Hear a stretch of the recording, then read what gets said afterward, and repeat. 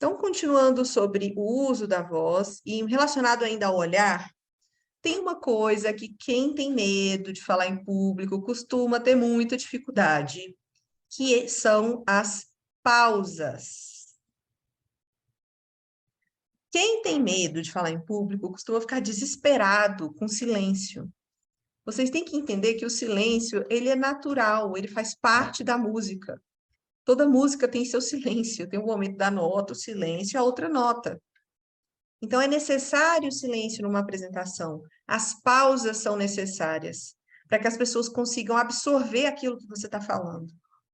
Principalmente depois de questões muito profundas, muito importantes, ideias-chaves, é bom você fazer uma pausa, e você pausa, mas você continua dialogando com as pessoas através do olhar.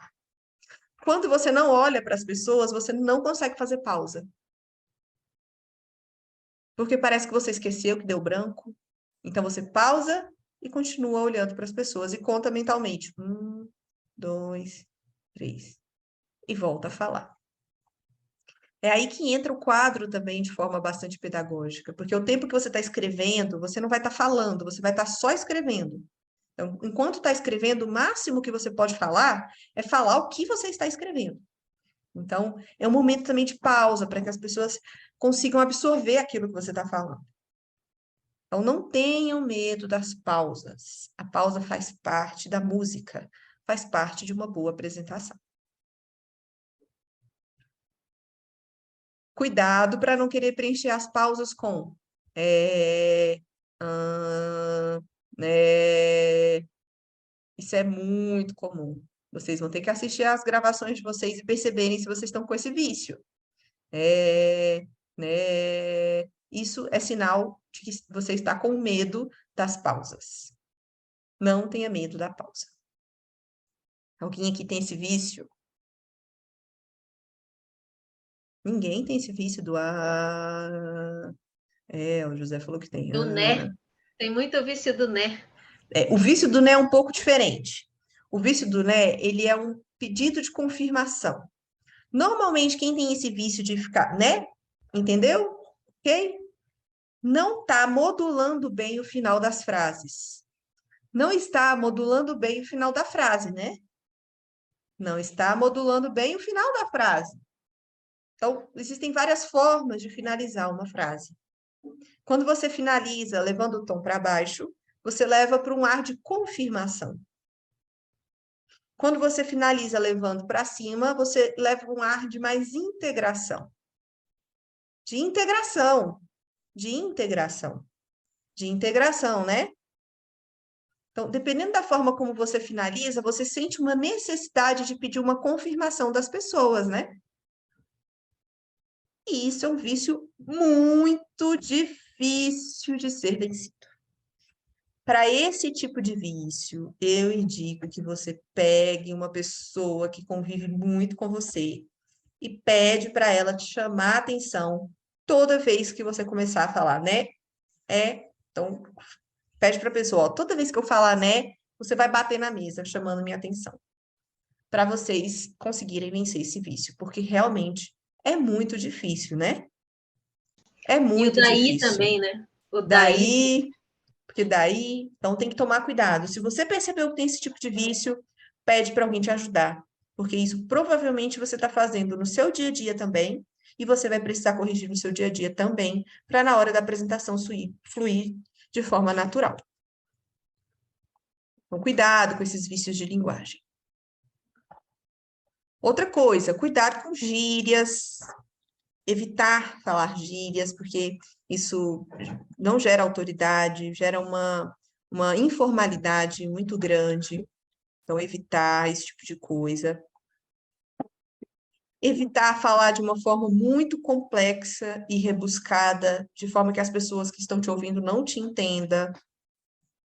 Principalmente para quem faz apresentações mais técnicas. Muito cuidado com isso. O Fernando falou que ele é da área aí do marketing. Eu sou voluntária da parte do marketing da escola também, né? De fazer propaganda, Facebook Business, Google Ads e etc. Só que eu não tenho formação nisso, né? Eu coordeno alguns voluntários que têm formação, E é super engraçado, porque às vezes eu vou fazer uma reunião com um chefe de filial, um diretor de uma escola, que está precisando de ajuda. Aí ele falando, Paula, eu conversei com fulano de tal, que é especialista na área, e eu não entendi nada do que ele me falou. Fiz a reunião com ele, eu fingi que eu entendi tudo, mas eu não entendi nada, pelo amor de Deus, me salva. Porque ele usou tantos termos técnicos que, às vezes, no dia a dia dele, ele está entendendo. Mas ele conversa com as pessoas que entendem, mas quando está falando com uma pessoa que não é da área, não vai entender nada. Eu sou advogada, e é muito engraçado. Outro dia, eu estava conversando, eu trabalhava num ambiente onde tinha pessoas de várias áreas, e o meu chefe perguntava uma coisa, aí eu respondia, aí depois ele falou, não, Ana Paula, agora você traduz o que você acabou de falar, que é o juridiquês. Quando eu estou lá com o pessoal do departamento jurídico, a gente conversa, a gente se entende. Agora, quando sai de lá, e não dá para falar com a mesma linguagem. Então, tomem cuidado com isso, porque é muito comum de acontecer e às vezes a pessoa ela fica constrangida e ela não vai te falar que ela não está entendendo. Então, muito cuidado com esses termos que são muito específicos de uma área, quando você estiver falando para um público que não é da sua área. Na dúvida, pergunta para algum amigo, algum parente que não é da área, vê se, ó, você sabe o que é essa palavra? Você acha que as pessoas vão entender? Para você não perder essa capacidade de se comunicar e ficar com uma linguagem muito rebuscada, muito técnica, difícil das pessoas entenderem. Isso é uma dificuldade quando nós estamos falando para um público muito diverso, como, por exemplo, no nosso canal do YouTube. Nós falamos para ou o primeiro nível, né, do curso de filosofia aqui. Nós não exigimos conhecimentos prévios, então, por exemplo, eu tenho uma turma do nível mais avançado do curso de filosofia, que eu tenho uma aluna de ensino médio e um juiz na mesma turma. Na minha turma de filosofia, tem o porteiro do Tribunal de Justiça e o juiz na mesma turma. Então, a linguagem, ela tem que ser uma linguagem mais simples possível. Por quê? Para atingir todo mundo. Então, é muito legal, porque quanto mais você entende de um assunto, mais você consegue fazer isso. Então, é um bom exercício para vocês. Pensar assim, se eu tivesse que explicar esse assunto para uma criança, como eu explicaria? Se eu tivesse que explicar esse assunto para um adolescente, se eu tivesse que explicar para uma pessoa, um adulto, mas que não tem nem ensino médio completo, um adulto que é da mesma formação que eu, um adulto que tem mais formação técnica que eu sobre esse assunto, e refletir como você falaria, para saber usar as palavras corretas, sem perder a profundidade. É um ótimo exercício isso.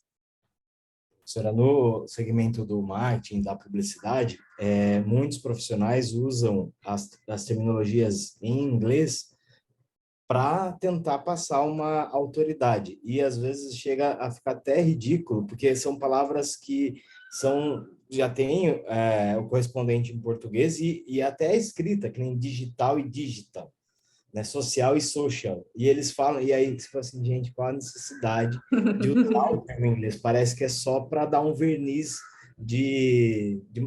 né, de inteligência ali. E às vezes soa como pedância, né? A pessoa fica pedante até. Tem que tomar cuidado com esse tipo de coisa.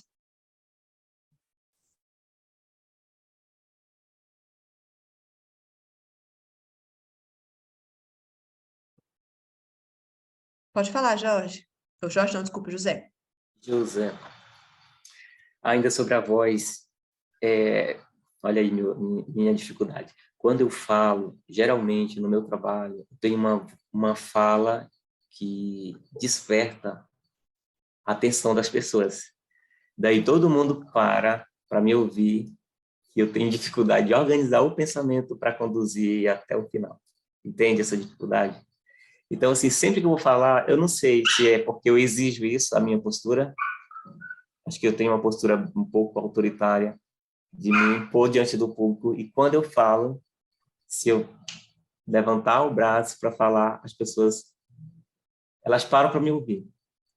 Eu sinto uma responsabilidade muito grande, entende? Elas se preparam para me ouvir. E eu nem sempre tenho coisas bacanas para falar, para Daqui a contribuir. pouquinho eu vou te explicar como concatenar umas ideias, os argumentos para ficar bom. Daqui a pouquinho, vai ser o último tema aqui do curso. Aí você vai saber. Que bom. Voltando para o uso da voz, não vai dar tempo da gente fazer o exercício da poesia, mas eu vou passar um vídeo para vocês, que depois vocês podem fazer em casa. É importante que vocês saibam usar as ferramentas que a voz proporciona. Então, a primeira coisa que vocês podem usar para tornar a apresentação mais envolvente, para trazer emoções, para trazer o colorido da apresentação, é a intensidade. São várias coisas: intensidade, velocidade, pausa, ênfase e tonalidade. A primeira é a intensidade. Intensidade é o volume da voz. Você pode usar isso a seu favor. Aumentar um pouco o volume na hora de falar uma frase mais importante. Então, você pode usar esse volume para gerar uma eloquência, para gerar uma modulação ao longo da apresentação. O outro ponto é a velocidade.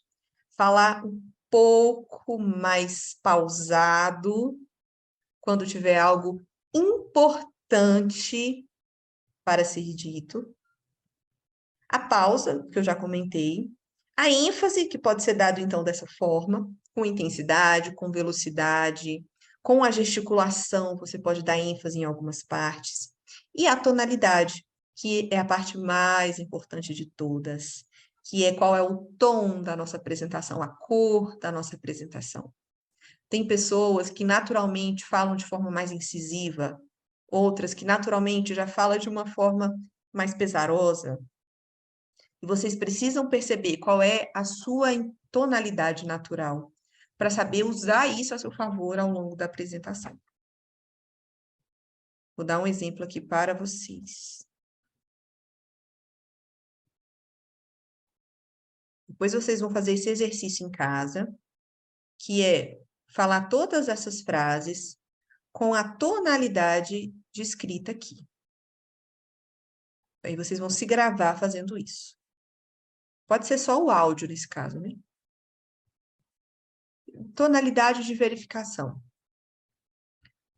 Meu amigo, se eu estivesse estudando psicologia, teria facilidade para compreender. Por isso é que eu não entendo o que você fala. Tá só falando para a pessoa que não entende. Agora, indiferente. Creio que esse tema não interessa. Eu não entendo a importância disso para nós. Vamos ao que interessa. Apático, nem indiferente. Raiva.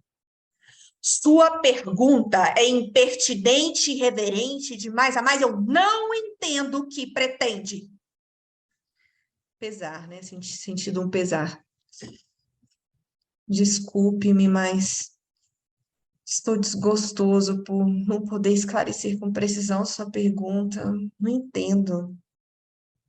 Então, percebe tanto que a tonalidade muda, tanto que nós podemos expressar de emoção.